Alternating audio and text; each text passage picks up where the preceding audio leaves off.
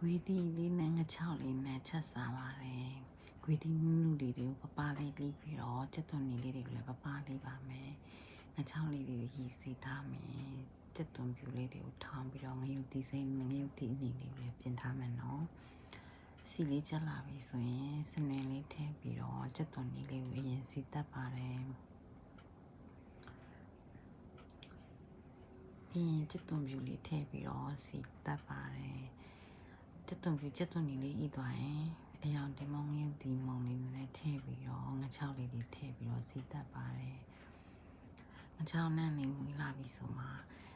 ခွေးတီလေးတွေကိုထည့်ပြီးတော့ရေလေးနဲ့ထည့်ပြီးတော့မွေးထားပါတယ်မလေးကြိုက်တယ်ဆိုရင်တော့ရေနဲ့ထည့်ပါခွေးတီလေးတွေအီလေးစားခြင်းတော့ရေများများထည့်ပါချခံနေကြရင်ငရုတ်တီစိမ့်ငရုတ်တီအနီလေးထည့်ပြီးတော့စားလို့ရပါပြီချင်းဆက်ဆက်လေးမို့လို့ဒီတက်ခွက်ထဲနဲ့လည်းထမင်းမြိုင်ပါတယ်နော်ချက်စားကြည့်ပါရှင်